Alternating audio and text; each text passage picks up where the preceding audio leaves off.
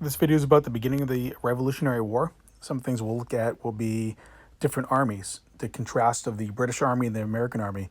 The British Army had some of the most experienced officers, or some of the only experienced officers.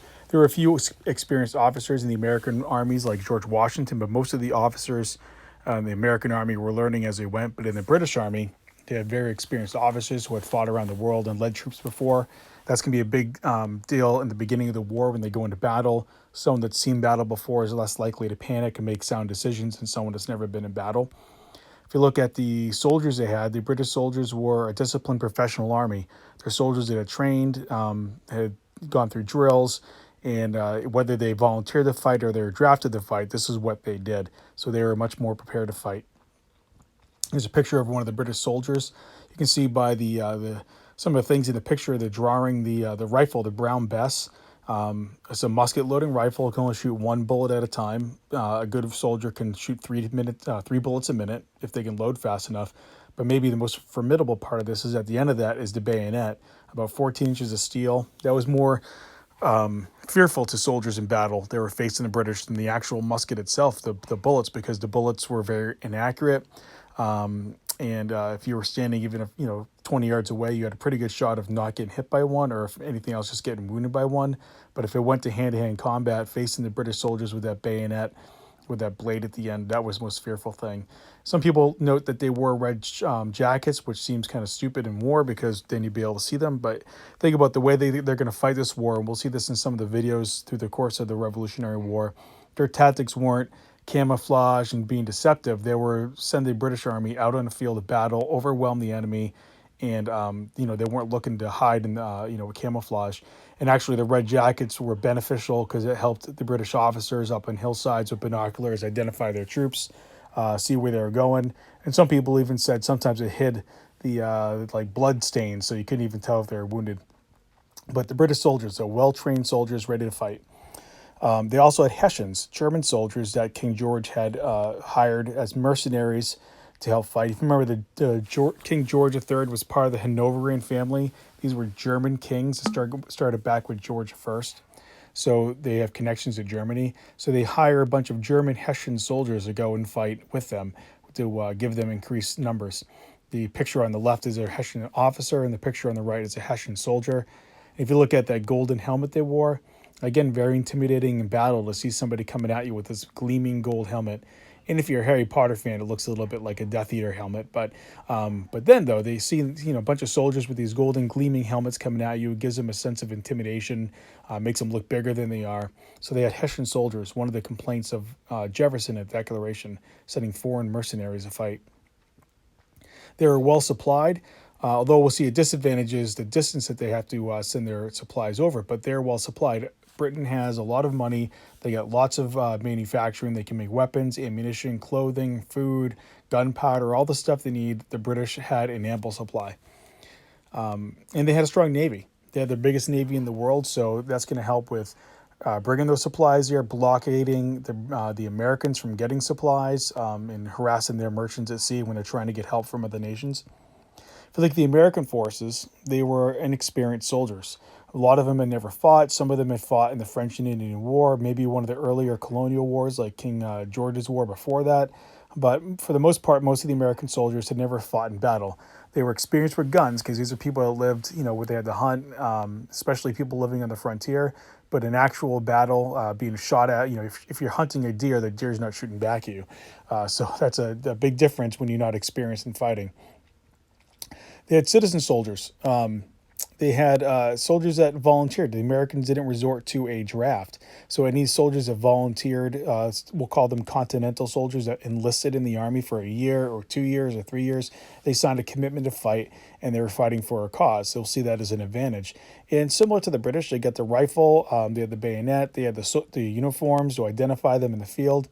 But the problem with the citizen soldiers was that if they only signed up for a year, they may not want to fight again after that. If they signed up for 2 years, same thing. So Washington never really knew how many soldiers he often would have in battle, depending on their enlistments. You also have militia. The Americans relied on militia in several occasions. And if you look at the contrast, this guy's dressed just in his everyday clothing. He's got a rifle because, again, most Americans had rifles and muskets to hunt and protect themselves. He's got some gunpowder. He's got a hat, but he's not a soldier in uniform. This is, we'll see the militia were helpful. Yeah, they usually didn't follow the army around. So if the army was fighting in Boston, Dover militia wouldn't be down fighting in Boston. But if the British were to invade New Hampshire and come to Dover, all the Dover militia, the people living in Dover that weren't actually in the army, but they would come out with their guns and help the army. Sometimes they're unreliable in the field because, again, these aren't soldiers. They would run. They might fire a shot. Then if things turn bad, they might run. They get afraid. Or if the battle, say that we defended Dover against Britain and Britain moved on to Portsmouth, well, the Dover militia wouldn't go to Portsmouth because that's not their home. So they were undependable. You never knew how many were going to show up or how long they were going to stay. But it did help them at certain times during the war. The American army was very undersupplied. The American Continental Congress had no power to tax. And they had to rely on loans and aid from other countries, which took a while to organize. So they were constantly undersupplied without weapons, without ammunition, without clothing, without food, always trying to play catch up. If you look at advantages of both sides, the British advantage, we'd say at the beginning, if we were looking at this, not knowing the outcome, we'd say the British would have definitely the advantage with the military. They have a much stronger, more organized military. They have a wealth of resources. This is a very wealthy country that's been around for a long time, that has colonies all over the world that can get all kinds of stuff, food, cotton for uniforms, material for weapons. They're much better prepared financially to fight this war. And they have a strong central government. That's important because you have a unified decision making. One person making a decision, the ministers in England. The king wouldn't really be involved in the conduct of the war, but having ministers to conduct the war or generals in the field that had the decision-making power. That's very important. They had a unified decision-making government. Look at the Americans. You can say advantages are fighting on their home ground. They knew the land. So the British might not know where the best places were to fight, where the best land was, where the hills were that you want to try to get to and defend. They might not know ways through the woods or secret, roads that weren't on maps. So the Americans had this advantage of fighting on the home ground. They knew the land. They're also fighting for a cause. They were fighting for freedom and liberty. That's going to be a big motivating factor. When we look at a disadvantage of the British soldiers in the next slide, if you're just fighting because someone tells you to and you were drafted into the army, you're not going to fight that well. You're going to fight to save your life, but you're not going to really care all that much about the outcome of war. You just want to survive it. The Americans were willing to fight to the death. Many of them were, at least, because they're fighting for liberty and freedom, and they knew that even if they died, if they won the war, their children would be free. So they had a much more important cause to fight for. They had George Washington, which I put down as an advantage, because at the beginning of the war, we'll see in the video in New York, makes some decisions that maybe weren't the best, but he quickly adapts to the style of war, and he's someone that will lead the soldiers, inspire them. He knows he can't fight the British toe-to-toe in battles on the field, so he often fights just to survive. He'll fight, harass them, then escape to fight another day. That's a big strategy of his, we'll see in the video. And then eventually the Americans will form alliances with countries like France and Spain and the Netherlands. So that's not an advantage at the beginning, but by the end it is. Certainly to have the French come in with army, with their navy, with supplies, with money. Same thing with the Spanish and the Dutch. That's going to be a big advantage to the Americans. Look at disadvantages. The British were fighting on foreign ground. They didn't know where they were fighting. They're 3,000 miles away from their supply, so even though they're much better supplied than the Americans, they can't react to demands really quickly. If all of a sudden they're short on, say, gunpowder, it's going to take a while to organize getting more gunpowder. If they're short on food, they're going to have to try to steal it from American countryside because it might take too long to get the food across the Atlantic. So even though they're well supplied, in a sense that they have the resources to do it, they're so far away from their supply base that it makes it tough for them to stay supplied. And they're unmotivated. Like I said, a lot of those soldiers were drafted. They didn't have a choice to fight, so they're going to fight to survive for themselves, but they don't necessarily care about the outcome of the war. And the same problem they have back at home. A lot of people in Britain didn't really care about this war. They weren't worked up about keeping the colonies like King George was. They didn't like the fact that taxes were going really high to pay for this war and that trade with America had stopped, especially the merchants. There's not a lot of support for this war in England. And in fact, by the end of the war, although American victories had a lot to do with it, the British and eventually signing a peace treaty. There's going to be a lot of pressure from people at home to end the war too, because of taxes and the lack of trade. Some of the American disadvantages: their military at the beginning, definitely a disadvantage. Inexperienced soldiers, not as many of them. They never really knew how many soldiers they were going to have. The army's fairly small. They have supply shortages. They're always having a hard time coming up with money and paying for supplies. They try to print money like the continental dollars, but they were worthless. Nobody believed they had any value. So even if someone said, "I'll buy like a cow from your farm to feed the soldiers for 1,000 continental dollars," farmers didn't even want to take the 1,000 continental dollars because they had no idea if that would be worth anything. Especially if we lose the war, then what's 1,000 continental dollars going to do? So they always had supply shortages, always having a hard time coming up with clothing, with shoes, with ammunition and food. And the Americans lacked a strong central government. They had a bunch of 13 states that were united in a cause, but didn't always agree on how to go about achieving that cause. So they don't have one president to make decisions. They don't have one unified Congress. We'll see later on with the Articles of Confederation, which is a government they have, that they needed all 13 states to agree on something to make any major changes, and there's always one state that doesn't want to. So that lack of strong central government is going to be a disadvantage for them in conducting the war. If you look at choosing sides, very difficult decision for a lot of Americans being on which side of the war they're going to be. We have these three groups. This is about a third of the population. We'd like to think that all Americans were super gung-ho about the war, but only about a third of them would be what we call patriots, or they would call Whigs, one of the political parties in England. The Patriots were people that were for independence, that were for fighting the British. And you see by this map, the green shows you people that were patriots. So by that map, it will certainly look like most people were for the patriotic cause. But a lot of that area is countryside and backcountry, so that's not very densely populated. If you look at loyalists in that salmon colors, they're around the cities like New York, Charleston, Savannah. There's a lot more loyalist support in some of those places that have higher population densities. Even Philadelphia had a lot of loyalist support, and they were called Tories. So loyalists and Tories are the same thing. And then a lot of people were just basically neutral. You see that in purple, kind of undecided, contested areas.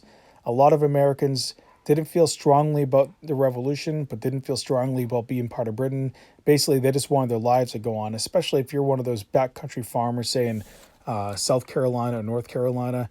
Most of the stuff probably didn't affect you one way or the other. You just wanted to go on with your sheep herding or your subsistence farming. You didn't really want to get drawn into these big contests. We see that this picture here is showing the Tory Day of Judgment. That one of the strengths of the militias and the Patriots was that the militia might not be great in battle, but they were great if the British were to come through. If we use that example again in Dover, let's say the British came through in Dover and defeated their Continental Army and took Dover and occupied it, but then they had to chase down Washington and his army. So the British army can't stay in Dover to control it. So eventually they would move on, and Dover would be left behind with maybe a small group of British soldiers to control it, or maybe none. Let's say Dover was there was a bunch of loyalists in Dover. The militia would come out and then reclaim Dover. So the people, like, if you were a patriotic person living in Dover, but you weren't part of the army, you would then go out and reclaim Dover for the Americans. So you see this picture here is the punishment of somebody that was loyalist, the Tories' Day of Judgment. He's being hoisted up by a flagpole. Looks like he's has like a rope strapped to his underwear, something like that. And they're tormenting him. So this is what a lot of people feared by the militia, that they would be either physically intimidated, maybe people would burn down their business, throw rocks through their windows. So there was a lot of pressure on people that might have tended to be loyalists to support the patriot cause, because when the British weren't around, they had to worry about things like this happening, or being tarred and feathered that we'd seen before the Revolutionary War. So making this decision to stay loyal or to break away, this is a tough one. Looking back with our knowledge of what happens, it seems like there should be an easy decision to join the Patriots because we know the Americans won. But at that time, that was very, very unclear. And again, if you looked at those advantages and disadvantages, in 1776, most people probably would have thought the British were going to win, the Americans had no chance. So do you want to side with, not that you don't want to side with the losing side, but if you side with the Americans and then you're a traitor, maybe you're hung for treason later on. This is not an easy decision for a lot of people to make. So we're going to watch a bit of a video on the Battle of New York and Washington. Prior to this, after Bunker Hill, Washington was successful in getting the British to leave Boston. He took a bunch of cannons from Fort Ticonderoga. They dragged them down, put them on Dorchester Heights, surrounded Boston, and the British eventually left. They evacuated Boston. But then they decided to go to New York because there's a lot of loyalist support in New York. So we're going to watch this video on the Battle of New York, and there's some questions there. This is on the assignment sheet too. You don't have to answer these and turn them in or anything like that, but we're going to have a quiz on this stuff. This is essentially what I want you to know from the video. What was General Howe's strategy in the Battle of New York? How effective was this strategy? Did Washington have an efficient plan of action as well? So while you're watching, look for these answers. How did General Washington facilitate the escape of his troops from New York? What factors aided his escape? And then the last thing, what was so significant about General Washington's escape? Why was it considered one of the greatest blunders for the war for the British? So while you're watching that, take notes on those things. July 12th, 3 p.m. The British unleashed their guns. Only 8 days after the Declaration of Independence, the British answer with a barrage only the world's most powerful empire could muster.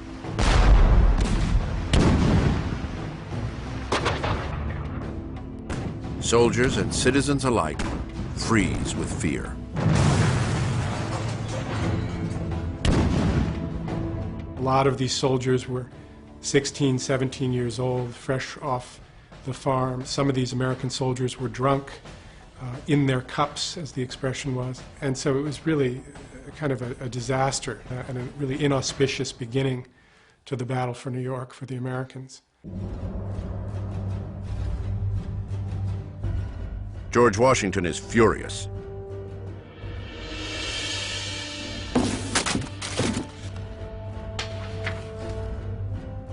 The British have made clear their power. Now, inexplicably, they stop the attack. As quickly as the barrage comes, it ends. It is merely a show of force, a scare tactic by the British commander, General William Howe. In fact, Howe's goal was not to win. It was to force the Americans to a conference table. It wasn't about inflicting crushing military defeat. It wasn't about humiliating the colonists. It was about showing them that British liberty was something worth having. The British, having amply displayed their might, now counter with an invitation to talk peace. But Howe makes a small, yet costly, miscalculation. The message he sends is addressed simply to George Washington, a breach of protocol that is instantly recognizable. The British are in a very difficult position. If they address the latter as His Excellency George Washington, Commander-in-Chief, they're effectively recognizing the legitimacy of the Continental Army. For Washington, this is a critical thing. He needs to be recognized. They are equals, after all. Howe commands an army, Washington commands an army. The messenger and his various letters is rebuked several times. Finally, the letter is accepted. But by then, Washington wants no part of it. He sets aside the letter without opening it. The Americans will not consider negotiating.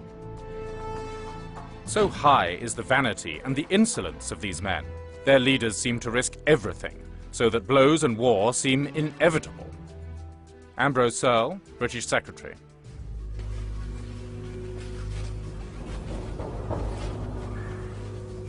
August 12th, 1776. There will be no peace. Instead, the Continental soldiers will have to deliver America by war. The British might will soon return, but when and where remain a mystery. Joseph Hodgkins redoubles his efforts. My dear Sarah, the posts are not going as quickly as I expected. It is thought this fleet will get all the strength they can before they make an attack on us. But we are awaiting and expecting them every day. Joseph Hodgkins. This will be a different scale of warfare than these soldiers have ever known. On the eve of battle, some sit down to prepare their wills, aware that their first real battle with the British may also be their last.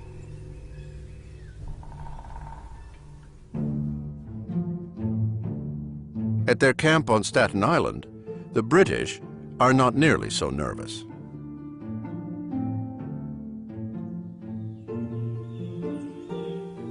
Sure that victory is near, they bide their time enjoying the fruits of the American continent.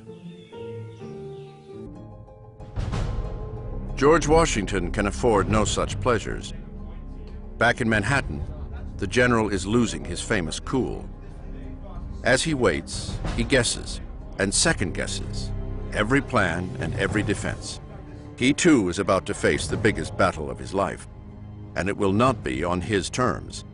It is the British who are running this show.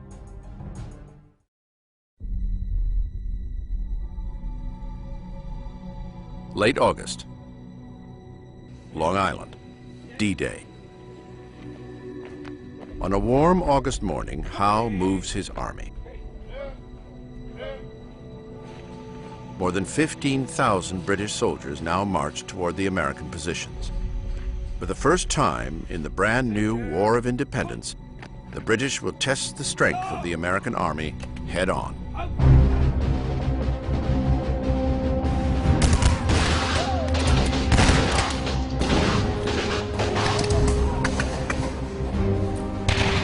The British attack first, with 2 columns taking the Continentals in a frontal assault.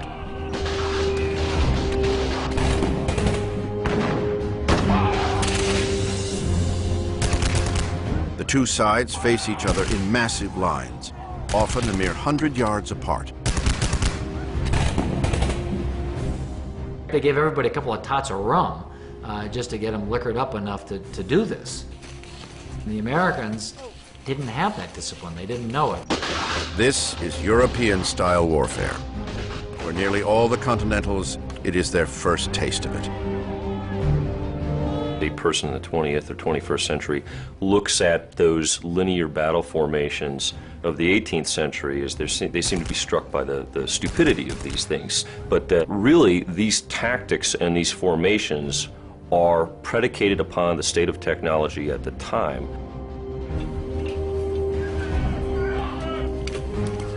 In open field battles and in smaller forest skirmishes, the Americans struggle to hold their own.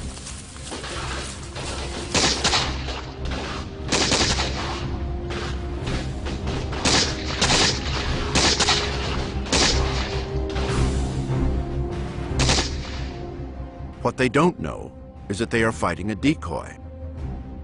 The bulk of Howe's army is actually a third flank, marching out and around the American forces. Washington has not prepared for this.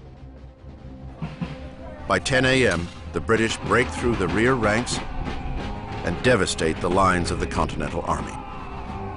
The worst possible thing that can happen in those situations is to have a complete rupturing of your line, a complete break in which men panic and everybody flees basically for themselves. It is, without a doubt, the most demoralizing, disheartening sort of experience that these soldiers could have possibly felt. The rebel army, in a state of panic, flees. Among them, the young Lieutenant Joseph Hodgkins. He watches his soldiers break, a sight he will never forget.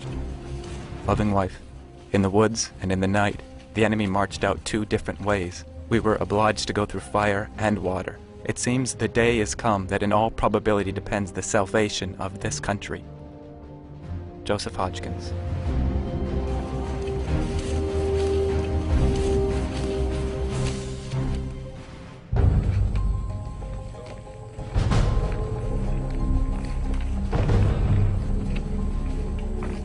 The army straggles back, minus the 300 dead and 1,000 captured.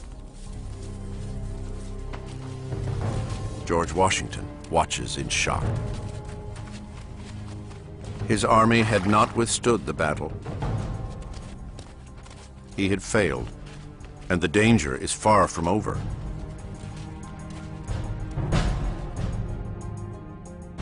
At Brooklyn Heights, the Army is trapped on all sides. The British Navy commands the waterways to the west. From the east and south, Howe's army closes in on the shattered Continental defenses. All looks lost, but the end would not come just yet. In a last effort to save his army, Washington orders an immediate retreat to start at nightfall.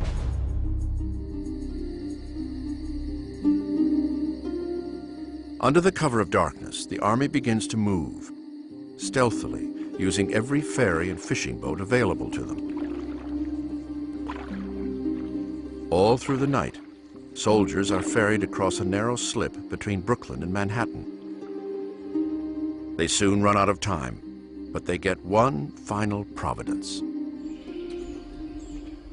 As morning breaks, a strange and eerie fog sets in over New York Harbor, engulfing the area in a near blackout. It is their salvation. The British see and hear nothing. I could scarcely discern a man at 6-yard distance. In the history of warfare, I do not recollect a more fortunate retreat. Benjamin Talmadge, Continental officer.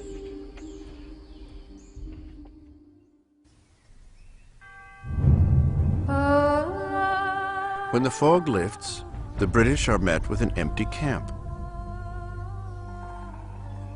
The Continental Army, just hours before on the verge of defeat, has vanished overnight. The failure to capture them and to really put a stop to the war by rounding up the rebel forces really was perhaps one of the greatest blunders of the war, because it was in New York with the greatest armada, the greatest number of men that they had at any time during those 8 years. The British lost their best opportunity to win the war at a stroke.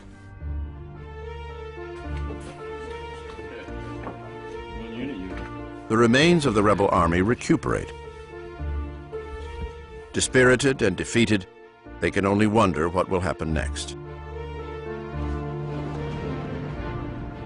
Having made it off of Long Island with the others, Lieutenant Joseph Hodgkins now has a moment to communicate with his wife, Sarah. Her words are those of many back home across the colonies, a mixture of immediate fears and distant hopes. My dear husband, I desire to be thankful that you have got off of Long Island. I think things look very dark on our side, but it has been observed that man's extremity was God's opportunity. Sarah Hodgkins.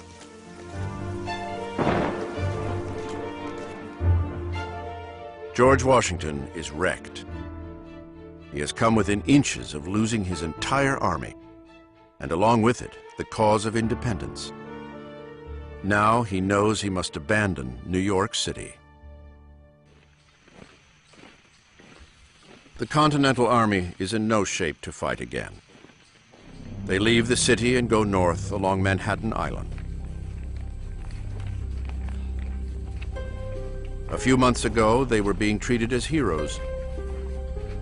Now they are in full retreat.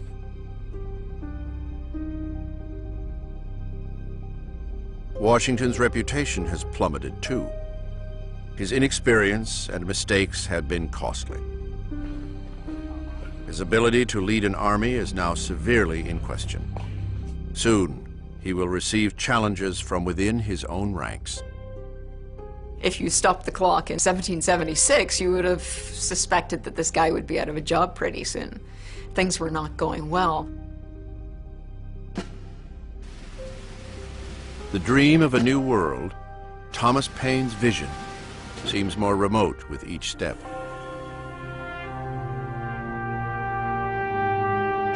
Across America, spirits are depleted. Many soldiers up and leave the army. Others, like Joseph Hodgkins, face the choice: stay and fight, or return to their homes, perhaps as British subjects evermore. My dear Joseph, I hope if we live to see this campaign out, we shall have the happiness of living together. It will trouble me very much if you should engage again.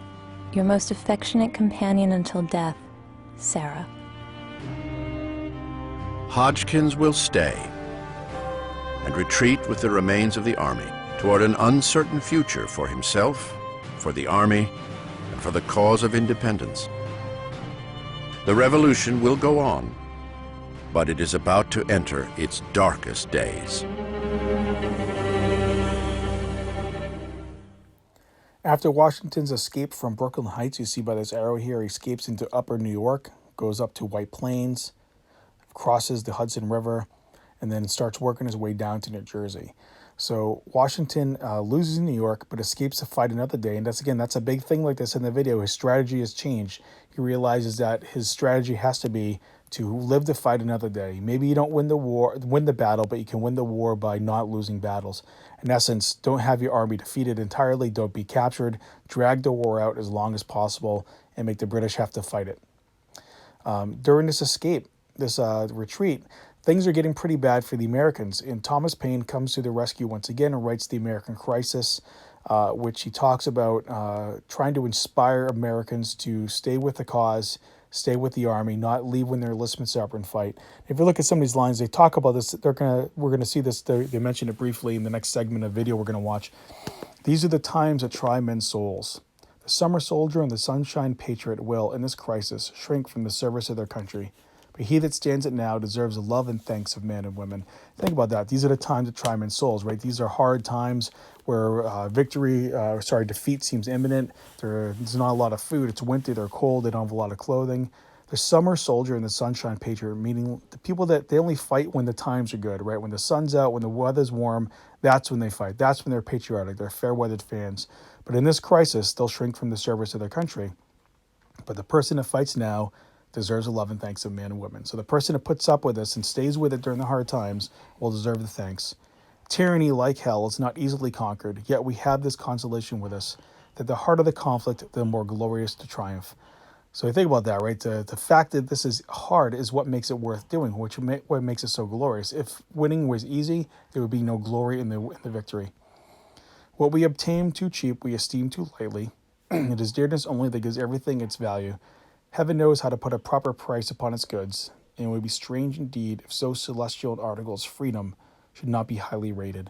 So we think about that, right? So the fact that freedom is so highly rated that it's hard to achieve. That's what makes it so dear. What we obtain too cheap, we esteem too lightly. If it was easy to come by, it wouldn't be highly valued. And freedom is not highly easy to come by, therefore it's highly valued. Then last thing, Britain, with an army to enforce her tyranny, has declared that she has a right not only to tax, but to bind us in all cases whatsoever. Think about that. That's language right out of the Declaratory Act. The Parliament had the right to bind the colonies in all cases whatsoever. If being bound in that manner is not slavery, then there is not such a thing as slavery upon earth. Even the expression is impious, for so unlimited a power can only belong to God. Thomas Paine is very good at rhetoric. It says that this is an absolute power and only God can bind people like that. Obviously a bit of a stretch when he says if this isn't slavery being taxed, then there's not such a thing as slavery upon earth. I would wager that people that were slaves or were being abused as slaves would wager that there is something worse than being taxed. But Thomas Paine's into rhetoric and convincing people. Very influential pamphlet that he writes. This is only an excerpt of it, and they'll talk about it a bit in the movie. So we're going to see the next part about Washington crossing the Delaware in the Battle of Trenton. Some questions, again, that are on the assignment sheet for you to answer take notes on while you're watching. Describe the state of Washington's army at the end of 1776. So this is in December. Explain the importance of Thomas Paine's pamphlet, The American Crisis. What tactic did Washington employ at the Battle of Trenton that allowed him to catch the British by surprise? And why was victory at Trenton so important for changing the war for Washington's army? So while you're watching this, take notes on that. And then at the end of that segment of the video, then that'll be the end of this video on the beginning of the war. New Jersey is now a battlefield, not only for the two armies, but for the colonists themselves. Amidst the tension, citizens weigh their loyalties. Should they side with the fleeing Continentals or with the British occupiers, whose very presence has created fresh hostility in the colony? And this is what happens, right, when you put military men in the charge of what is also a delicate political operation. And in this respect, I think one has to be a little sympathetic to the British government. Putting down an anti-imperial, anti-colonial uprising is not something anyone had much experience with in the 18th century. As winter sets in, both sides retrench. The British occupy more of New Jersey by spreading smaller units throughout the territory. Washington, meanwhile, escapes into Pennsylvania, where he hopes to prevent an attack on Philadelphia, the seat of Congress. Mid-December 1776. The mood of despair has crept into his own soldiers as well. Many simply decide it is time to go home. Faith in the revolution is falling as fast as the temperature. It's been a wretched year for them. Conditions have been harsh. Smallpox has broken out in the army. That's in addition to the other camp diseases that ravage the army at regular intervals. Militarily, things have been disastrous. There's not a lot of incentive for them to stay. One man watches in horror. Thomas Paine had joined Washington's army as one of the Revolution's first war correspondents. Now, the young author of Common Sense, who helped spark independence only a year earlier, knows he must once again take up his pen. This time, he will not aim his words at the enemy, but directly at the hearts of American patriots. These are the times that try men's souls. The summer soldier and the sunshine patriot will, in this crisis, shrink from the service of his country. Thomas Paine.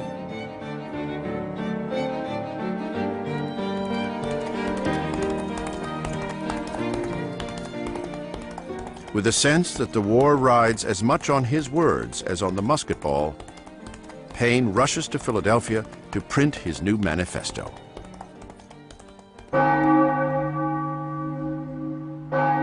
There, Paine finds his hometown in chaos.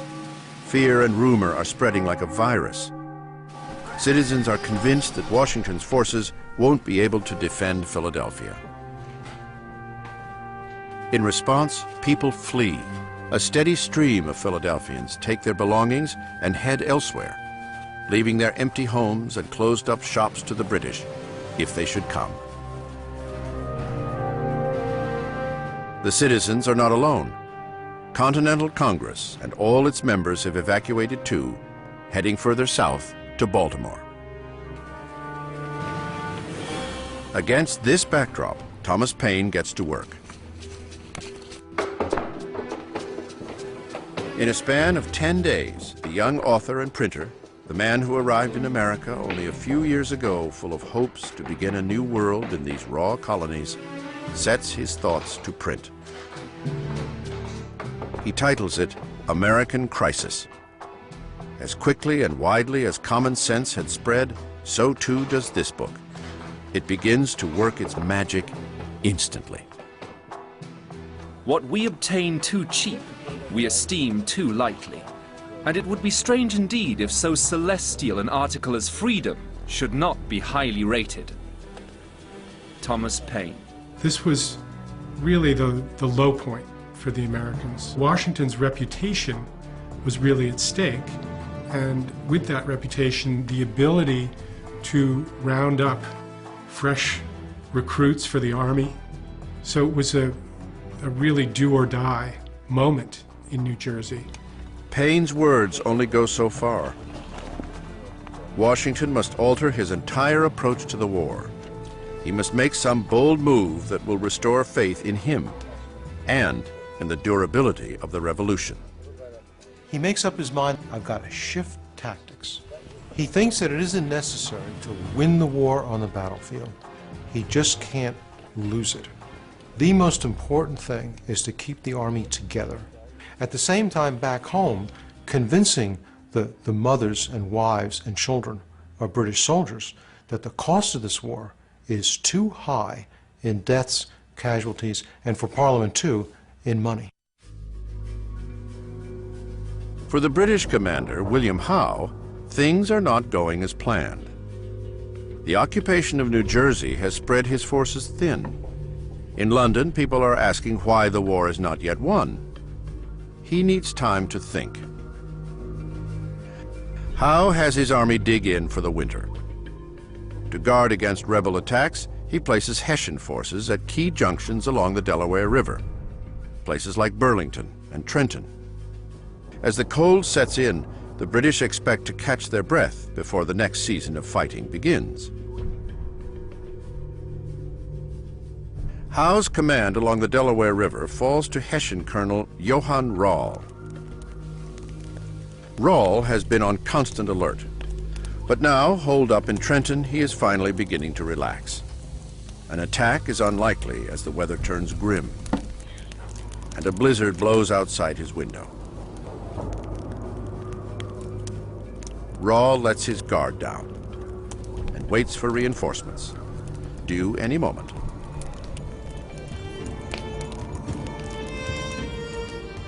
Christmas Eve, New Jersey. Rall's Hessian reinforcements have made an unscheduled stop. Their commander, Colonel von Donop, has decided to spend the night with a fair widow in Mount Holly, just 20 miles from Trenton. The colonel, who was exceedingly devoted to the fair sex, had found the beautiful young widow of a doctor. He wanted to set up rest quarters in Mount Holly, which, to the misfortune of Colonel Rall, he was permitted to do. Captain Johann Ewald, Hessian officer. Von Donop's rest will have consequences he cannot imagine, and history will soon record the contribution to the revolution made by the mysterious widow of Mount Holly, whose identity will never be known. Some believe she may have been Betsy Ross, the future creator of the American flag.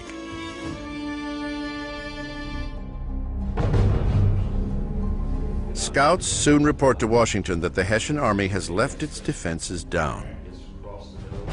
Washington hatches his plan. He will attack. It may well be his last shot, a final effort to revive his reputation, the spirit of his soldiers, and the survival of the revolution.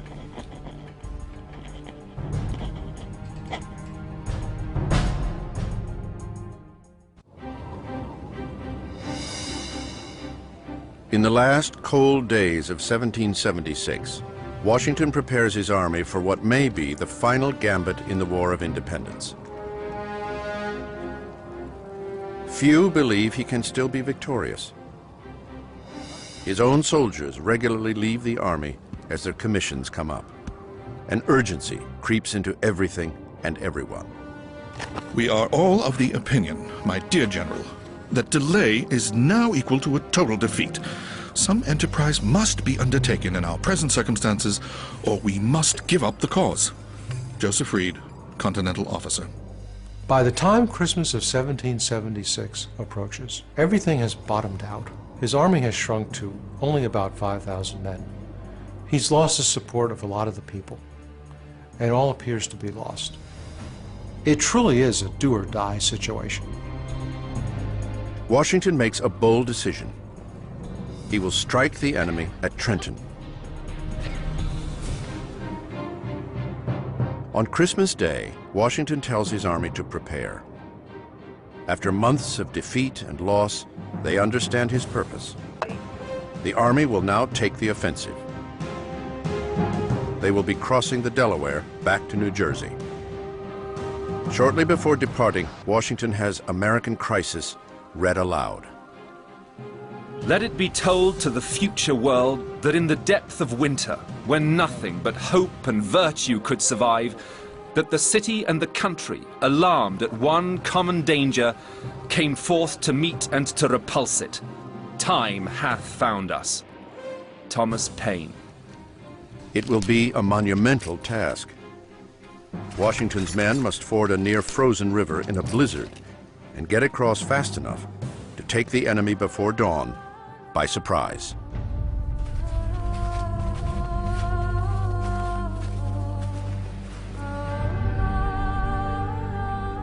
Yet Washington's leadership His army and the revolution all ride on the success of this singular mission. Washington himself will lead the soldiers into battle for the first time in the war. The general knows that if they fail, there will be no more chances. At 11 p.m., the boats begin to cross. It will be harder than they had even imagined. Every school child in America is familiar with the painting of Washington crossing the Delaware, when he's boldly in the front of the boat, standing up, looking heroically towards the eastern shore of the river. It would have been nice, but it didn't happen like that. Nobody stood up that night, wisely so. It was as severe a night as I ever saw. The frost was sharp, the current difficult to stern, the ice increasing, the wind high, and at 11 it began to snow. It was only with the greatest care and labor that the horses and artillery could be ferried over the river. Captain Thomas Rodney, Continental officer. It takes most of the night to get the army over. It costs them severely in time.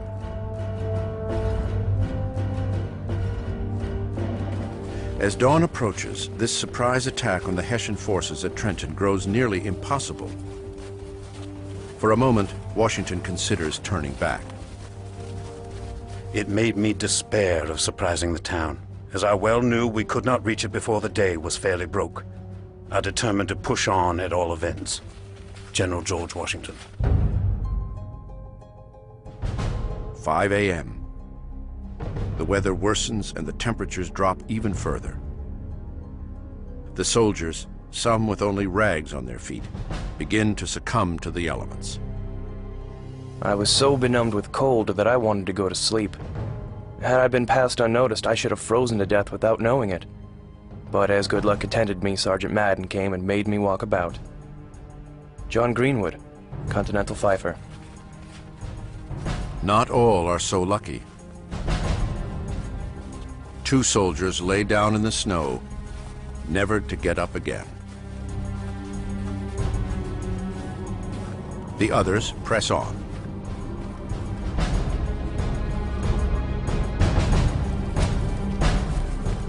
Everything now depends on speed and stealth. It is Washington's new way of waging war.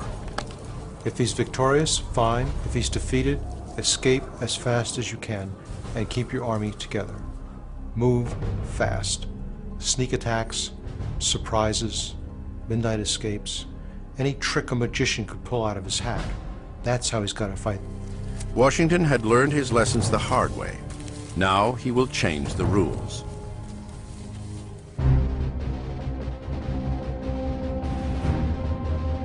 In a swift move, he catches the Hessians off guard. It sets off a fierce battle. Hessian soldiers scramble to grab their muskets and meet the enemy.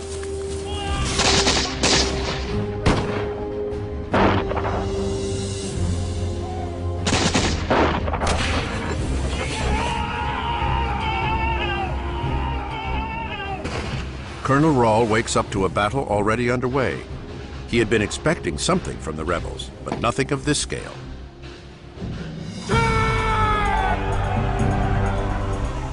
Nor is this the same army the Hessians once met in New York.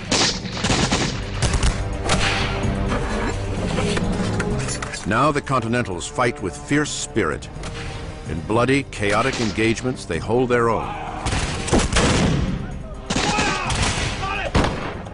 Trenton is a small battle in numbers, but it is a vicious and closely fought one. Battle of Trenton is a brutal encounter. The Americans surprise the Hessians, who tumble out of their barracks, grab their muskets, and attempt to defend themselves. The battle lasts less than an hour, though. The Hessians don't have a chance because they're surprised. Here conceived a scene of war of which I had often conceived, but never saw before. The hurry, the fright, and confusion of the enemy was not unlike that which will be when the last trump shall sound.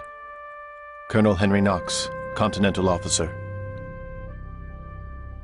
In the midst of the fighting, the Hessian Colonel Rahl is shot twice. As he dies in bed, the leaderless Hessians lose their will to go on. The path that had taken them from victory in New York ends with defeat at Trenton. 1,000 Hessians are captured or killed out of only 1,500 present.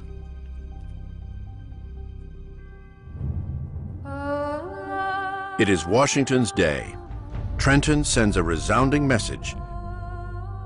The Continental Army is back, and Washington is their undisputed leader.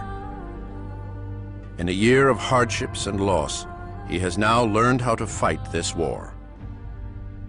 Trenton illustrates the genius of George Washington. Here is an opportunity to strike the enemy where he's weak, when he's weak. This is going to establish the pattern for the rest of the war, in which the Continental Army will always live to fight another day, pick low-hanging fruit, frustrate the British, and continue to provide a thorn in the side of the different British commanders. Yet Washington faces one more challenge before 1776 is over.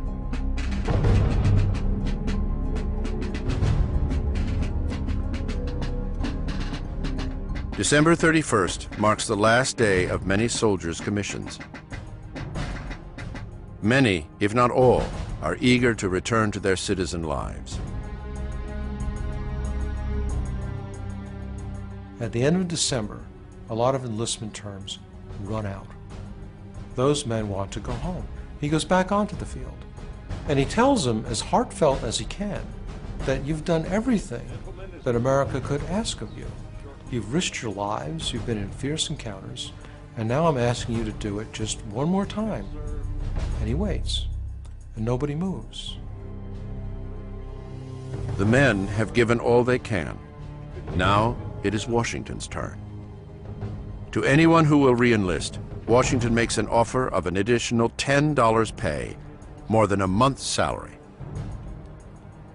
My brave fellows, you have done all I have asked you to do, and more than could be reasonably expected. But your country is at stake. We know not how to spare you. General George Washington.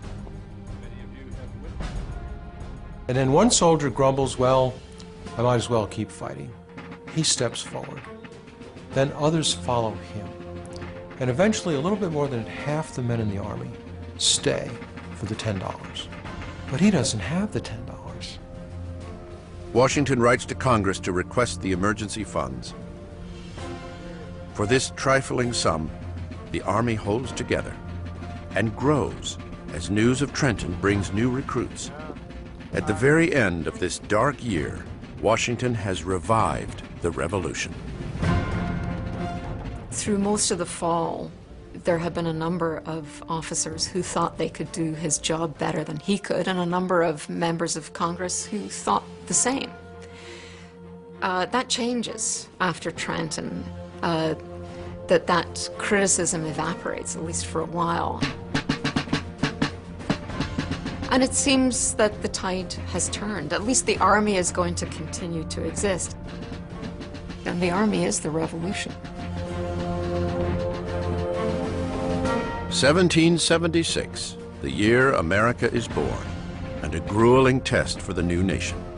Liberty is embraced, and then very nearly lost. Washington has saved the Revolution, but the biggest battles still lie ahead. With cautious optimism, a friend of George Washington writes him a New Year's card. The year 1776 is over.